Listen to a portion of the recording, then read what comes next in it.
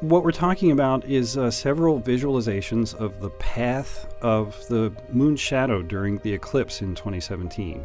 Everything in it is driven by the data. So the color of the ground, the position of the path of totality, the lighting from the sun angle, all of those are things that are based on data. A lot of NASA products were used to create this visualization. I used the Lunar Reconnaissance Orbiter, the laser altimetry data from that, which gives us a digital map of the elevations on the moon. For the Earth, I used something called SRTM. This was a radar that was flown on the space shuttle. For the positions of the Earth, the moon, and the sun, I used a JPL ephemeris. An ephemeris is just a list of positions, but it's the most accurate tabulation of those positions.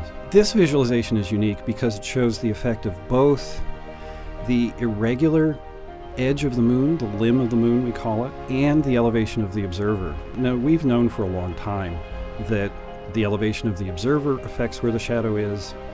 We've also known that the mountains and the valleys along the edge of the moon affect the shadow. So you may have seen on eclipse maps in the past that the image of the umbra, that shape of the shadow on the Earth, is drawn as a smooth oval. But we know that the moon isn't smooth. Around the edge of the moon, we have these sort of jagged peaks and valleys. And a peak can block the sun a little bit earlier than you thought, and a valley can let the sun in a few seconds longer than you thought. The combined effect of these peaks and valleys is to create a shape that's not really an oval, it's more like a polygon. But it hasn't actually been seen in exactly this way before, where we calculate those circumstances for every point on the map and draw that shape. Totality is that 2 minutes or 2.5 minutes when the moon completely covers the sun. The sudden darkness of totality is just something that a lot of people can't compare to anything else. I love the idea that I'm giving this kind of map to other people, and especially that it's more detailed and more accurate so that people are actually in the right place to see it.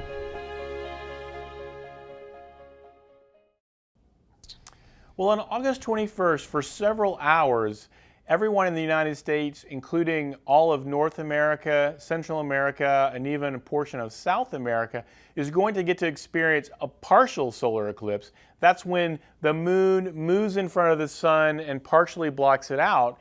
And there's also a narrow region that's about 70 miles wide called the Path of Totality that's going to run from Oregon down to South Carolina. And anyone in that area is also going to get to experience a total solar eclipse. So for about 2 to 2.5 minutes, you will see the sun completely blocked out by the moon. And in that case, it allows us to see the very faint outer atmosphere called the corona. In addition, the whole environment around you is going to change. It's going to be about as dark as a moonlit night. Animals are going to get quiet and kind of spooked. Temperatures will drop 5, 10, or even more degrees, and it's just going to change the whole environment for a sudden but short period of time, allowing you to experience one of the most amazing celestial events that human beings can see. On August 21st, 2017, a solar eclipse will pass over all 50 United States. This will afford most of the country a glimpse of what it is like to have the moon slide between the sun and the earth, casting a shadow on us down below. The experience will look different depending on where you are located. If you are along the path of totality, you see the moon fully block the sun. If you are outside of the path, you will see the moon go by, but the sun will never be fully covered. Wherever you are, you never want to look directly at the sun without protection. Like eclipse glasses, not sunglasses. The one exception is if you are able to see totality. Only when the moon has fully blocked the sun, you are safe to look at the eclipse directly. Before and after that moment, keep your eyes protected. Events like this are rare. The last total solar eclipse to cross the U.S. coast to coast was in 1918. And the next total solar eclipse in the continental U.S. isn't until 2024. Don't miss this opportunity to experience a solar eclipse.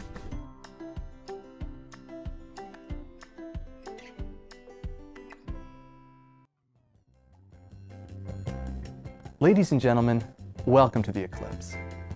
All carry-on items must now be stowed. All electronic devices must be powered off. And for your safety, please give us your undivided attention.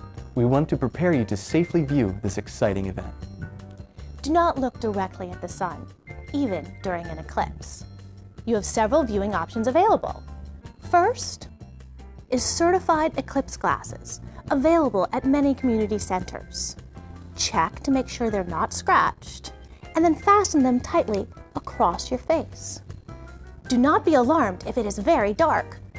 Look at the sun, and you will be able to see the eclipse. In the case of not having eclipse glasses, simply use a pinhole viewer.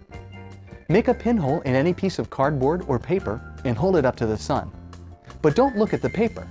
Instead, look at the projection of light streaming down onto a surface.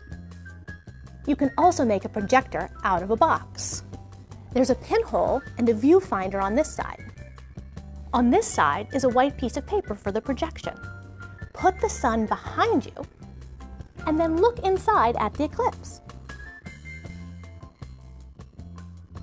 In the unlikely event that you're unable to use a pinhole viewer, simply use your hands.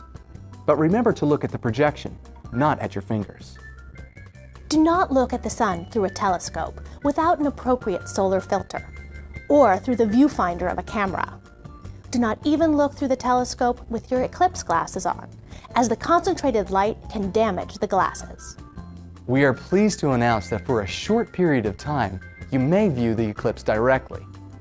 This is only in areas where there is a total eclipse, and only for the short period of time when the moon completely covers the sun. Once there is no light coming at you, you have entered a phase called totality. You may now look directly at the eclipse safely.